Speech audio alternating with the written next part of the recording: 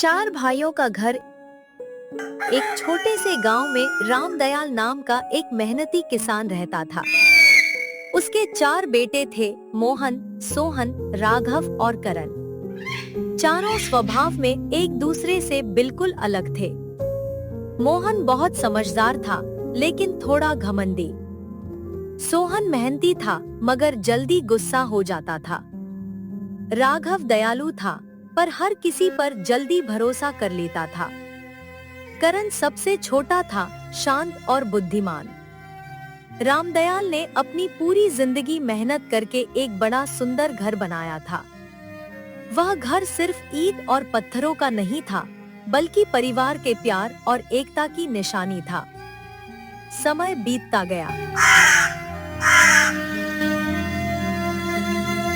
चारों बेटे बड़े हो गए। एक दिन रामदयाल बीमार पड़ गया।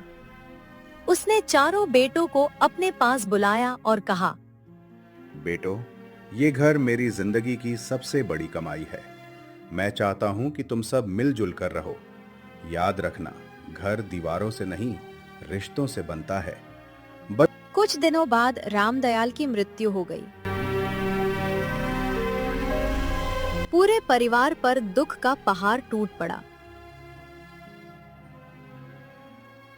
शुरुआत में चारों भाई साथ रहते थे, लेकिन धीरे धीरे उनके बीच छोटी छोटी बातों पर झगड़े होने लगे। मोहन कहता, मैं सबसे बड़ा हूं, इसलिए फैसले मैं करूंगा।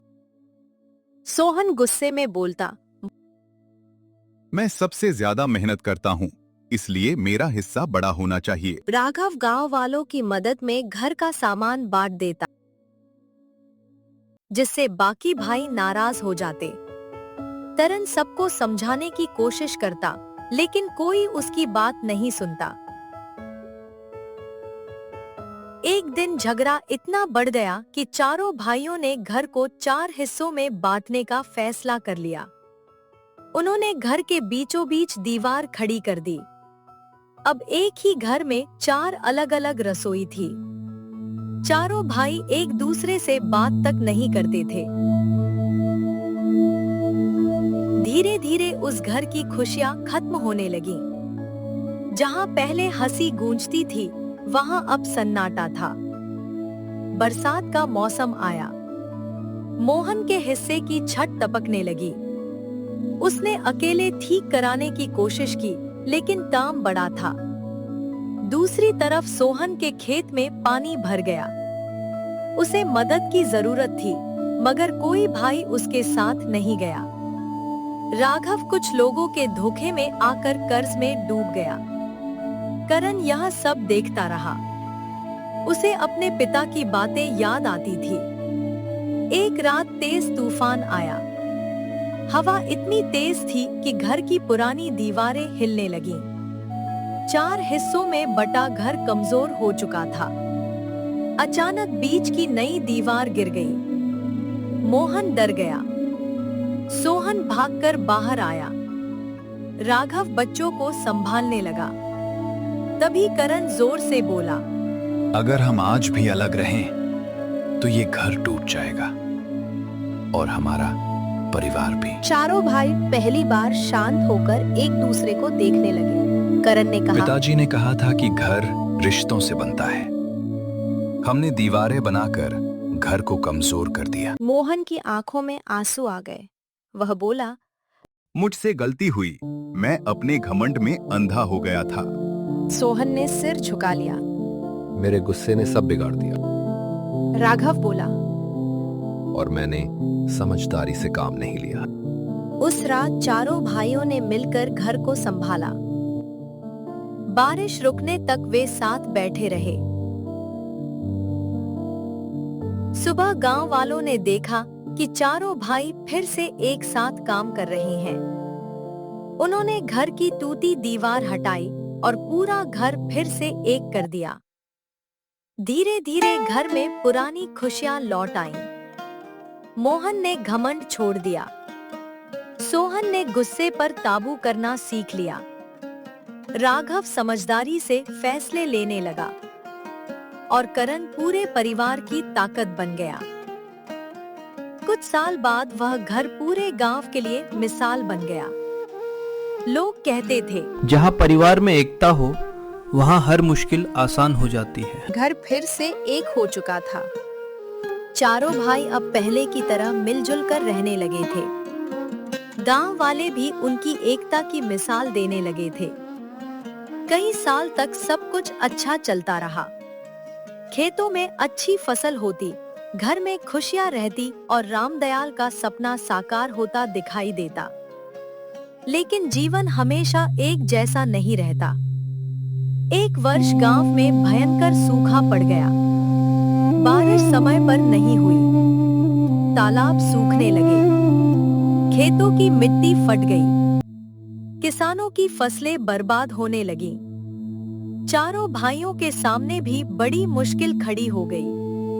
मोहन ने खेतों का हिसाब किताब देखा और चिंता में पड़ गया। वह बोला, अगर अगले महीने भी बारिश नहीं हुई तो हमारी पूरी फसल खत्म हो जाएगी। सोहन ने कहा।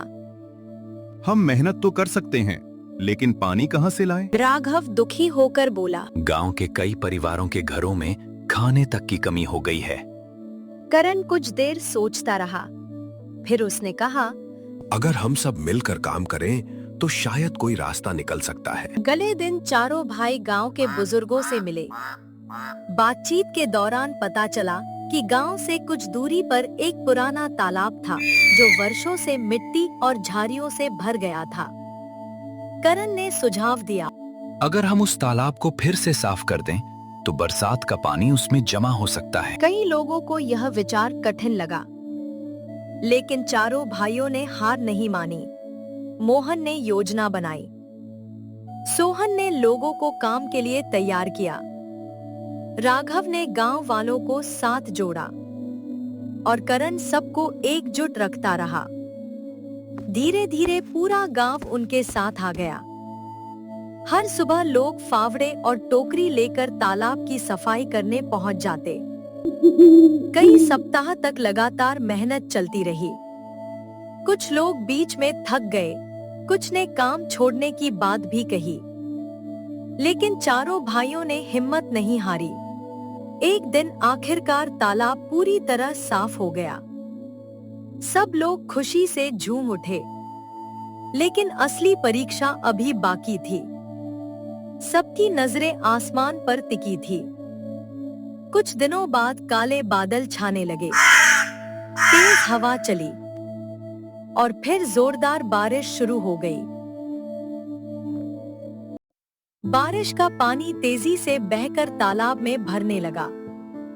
कुछ ही दिनों में सूखा पड़ा तालाब लबालब भर गया। गांव में खुशी की लहर दौड़ गई। अब खेतों के लिए पानी उपलब्ध था। फसलें बच गईं। कई परिवारों की परेशानियां दूर हो गईं। गांव के मुखिया ने एक सभा बुलाई। उन्होंने चारों भाइयों को सबके सामने सम्मानित करते हुए कहा, जिस तरह तुम लोगों ने अपने परिवार को जोड़ा था, उसी तरह आज पूरे गांव को भी एक कर दिया। मोहन मुस्कुराया। सोहन की आंखों में गर्व था। राघव खुश था कि इतने लोगों की मदद हो सकी। और करण ने विनम्रता से कहा, ये किसी एक व्यक्ति का काम नहीं था, ये हमारी एकता की ताकत थी। उस दिन गांव वालों ने फिर वही बात दोहराई, जहाँ लोग मिलकर काम करते हैं वहाँ असंभव भी संभव हो जाता है। रामदयाल का घर अब सिर्फ एक परिवार की पहचान नहीं था, वह पूरे गांव के लिए सहयोग, प्रेम और एकता का प्रतीक बन चुका था। एकता केवल परिवार को ही नहीं बल्कि पूरे समाज को मजबूत बनाती है। जब लोग साथ मिलकर काम करते हैं तो बड़ी से बड़ी कठिनाई भी छोटी पड़ जाती है।